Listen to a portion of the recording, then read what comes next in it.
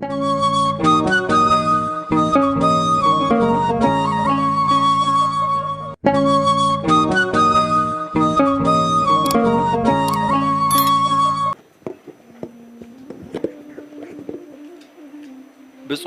ሊቃነ ጳጳሳት፣ የአድባራት የገዳማት አስተዳዳሪዎች፣ ሐዘኑ የደረሰበት ወላጅ እናቱ ወልደው ለኛም ለቤተ ክርስቲያንም ያበረከቱልን ወይዘሮ ትክክል ወርቅ ስማቸውን በትክክል ከጠራው ይቅርታ ጠይቃለሁ። ወይዘሮ ትክክል ወርቅ ይመስለኛል። ወይዘሮ ትክክል ወርቅ ገብረ ኢየሱስ ወይዘሮ ትክክል ወርቅ ገብረ ኢየሱስ ወይዘሮ ትክክል ወርቅ ገብረ ኢየሱስ ናቸው። ምክንያቱም ይሄ ሁሉ የእሳቸው ማህፀን ፍሬ ስለሆነ በትክክል መጣራት አለባቸው። የዕለቱ ፓትርያርክም እሳቸው ናቸው። ይሄን መርሳት አይገባም። እውነቱን ለመናገር እንዲሁም ከተለያየ ቦታ ጊዜ ጉዳዮቻችሁን ሰርዛችሁ በዚህ ቦታ የተገኛችሁ ወገኖቻችን እንዴት ዋላችሁ? እንዴት ዋላችሁ? እንዴት ዋላችሁ? በየጊዜው በየቦታው ያልተለየን የአባቶቻችን አምላክ ልዑለ ባሕርይ እግዚአብሔር ክብርና ምስጋና ይግባው።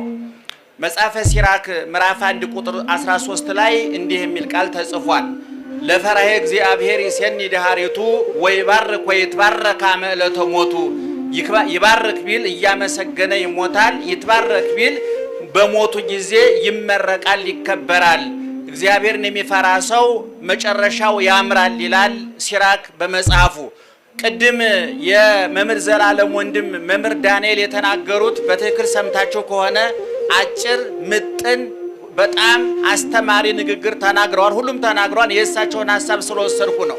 መክበር የፈለገ ያክብር፣ መሰማት የፈለገ ይስማ፣ እንዲከተሉት ከተፈለገ ይከተል ነው። ኦርቶዶክሳዊ ተዋሕዶ ቤተክርስቲያን የሚከተሏት እንጂ የሚያስከትሏት የሚሰሟት እንጂ የሚሰሟት ቤተክርስቲያን ናት። የሚያከብሯት ቤተክርስቲያን ናት።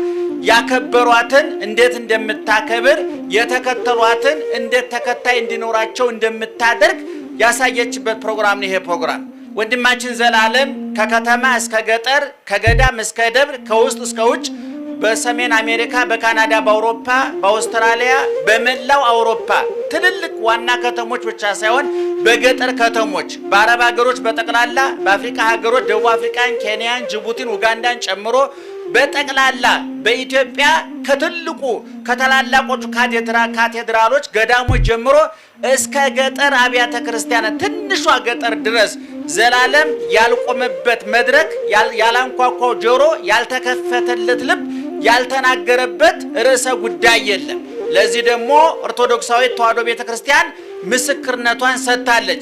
እንግዲህ ዘላለም 36 ዓመት 35 ዓመት ሲያገለግል ገብተው የወጡ ከብረው የተዋረዱ መጥተው የሄዱ ኦርቶዶክሳዊት ተዋሕዶ ቤተክርስቲያን ሰታቸው ያዋረዷት፣ አክብራቸው ያዋረዷት፣ ከትቢያ ካፈር አንስታ ከፍ ያረገቻቸው፣ ዝቅ ያደረጓት ብዙ ሰዎች አሉ። እነዛ ሰዎች ከሚዛናቸው ሲወጡ፣ እነዛ ሰዎች እየከበሩ ሲዋረዱ፣ እየመጡ ሲሄዱ፣ እየገቡ ሲወጡ ዘላለም 33 34 ዓመት ሙሉ ሃይማኖታዊ መልኩ ሳይለወጥ የትምህርት መልኩ ጠባዩ ሳይለወጥ አውደ ምሕረቱን እንዳከበረ እንደተወደደ ትንሹ ትልቁ ያዳመጠው እኔ በዚህ በመምህር ዘላለም ዕረፍት ከቅዱስ ፓትርያርካችን ጀምሮ ብፁዓን ሊቃነ ጳጳሳት እስከታች እስከኛ ድረስ በምእመናን በኩል እገሌ ወገሌ ሳይባል ሁሉ ተስማምቶ ያዘነለት ሁሉ ተስማምቶ ያከበረው በቅርብ ጊዜ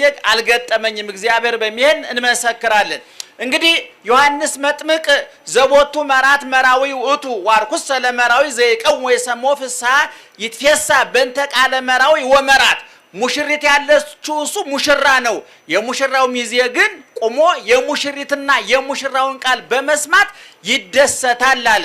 የሙሽራው ክብር የገባቸው ሚዜዎች ይከበራሉ። ዘላለም የቀራንዮ ሙሽራ የክርስቶስ የቀራንዮ ሙሽሪት የቤተ ክርስቲያን ክብር የገባው ሚዜነቱን ያስከበረ ሙሽራውን አክብሮ ሙሽራው ያከበረው ሙሽሪት ቤተ ክርስቲያን አክብሮ ሙሽሪት ቤተ ክርስቲያን ያስከበረችው ወንድማችን ነው። ዛሬም በዘላለም ዕረፍት ምክንያት ከኔ ጀምሮ ከተናናሾቹ ጀምሮ እስከ ብፁዓን ሊቃነ ጳጳሳት ኦርቶዶክሳዊት ተዋሕዶ ቤተክርስቲያን መልእክት ሰዳለች። መልእክት አስተላልፋለች። ስሙኝ ሰማችኋለሁ፣ አክብሩኝ አከብራችኋለሁ፣ ኑሩልኝ አኖራችኋለሁ፣ ከፍ አድርጉኝ ከፍ አደርጋችኋለሁ ብላችኋለች ብላናለች ያምናለሁኝ። እኔ ሲራክ እንደተናገረው የእግዚአብሔርን የሚፈራ ሰው አሟሟቱ ያምራል፣ አኗኗሩ ያምራል።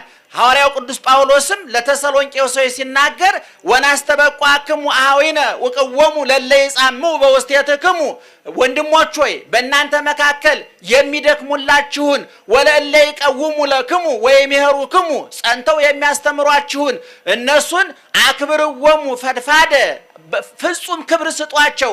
ወአፍቅርወሙ በእንተ ምግባሮሙ ስለ መልካም ስራቸው አክብሯቸው አለ። ለጢሞቴዎስም ሲነግረው ለሰሰናየ ተልኩ ቀሲሳን ምክቢተ ክብር ይደልዎሙ ላገለገሉ ካህናት፣ ቀሳውስት፣ ዲያቆናት ጊዜያቸውን፣ ገንዘባቸውን፣ አካላቸውን፣ ዕውቀታቸውን ላላባከኑ ትናንትና በትልቅ ሚዲያ ቀርቤ መስክሬ ተናግሬ ያለሁኝ አንድ ሰው በህይወቱ ለመከበር አሟሟቱን ለማሳመር ከፈለገ 4 ነገሮችን ማባከን የለበትም ብዬ ተናግሬ ያለሁ።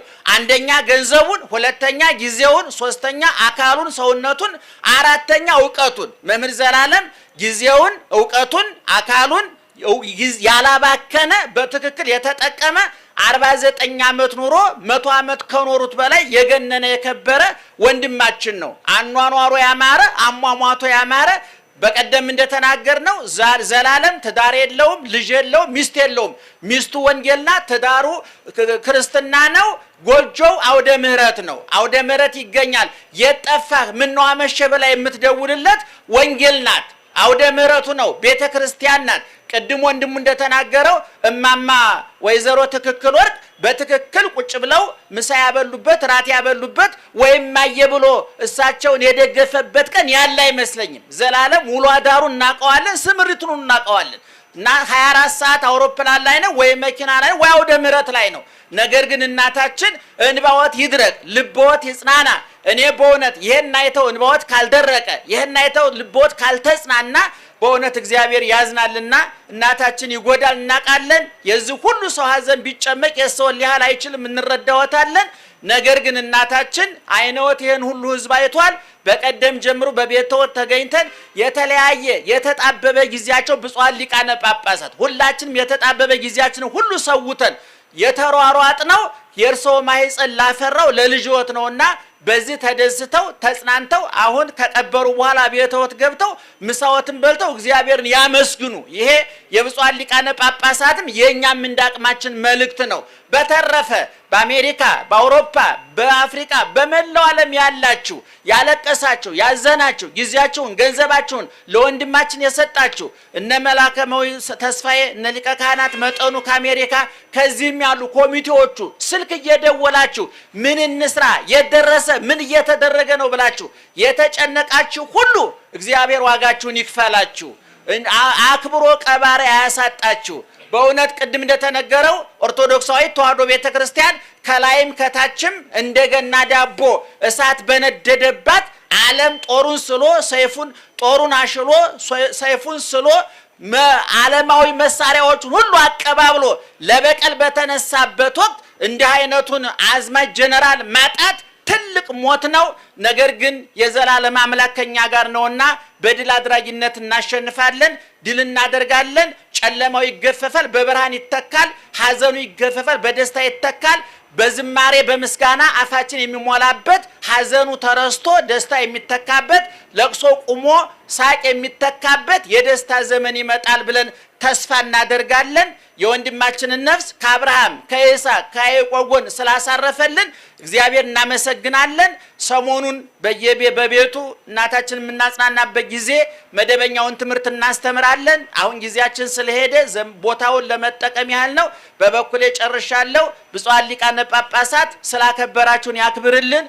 ምእመናን ስላከበራችሁን ያክብርልን። አሁንም በድጋሜ ለእናቱ ለወንድሞቹ ለመምህር አድነው ለመምህር ተዋበ ለሌሎቻችሁም በአካል ለማናቃችሁ እውነተኛውን አጽናኝ መልአክ ይላክላችሁ። እንባችሁን ያብስ፣ ልባችሁን ያጽናና፣ ጉድለታችሁን ይሙላ። በጎናችሁ እግዚአብሔር ይቁምላችሁ። እግዚአብሔር ይስጥልኝ።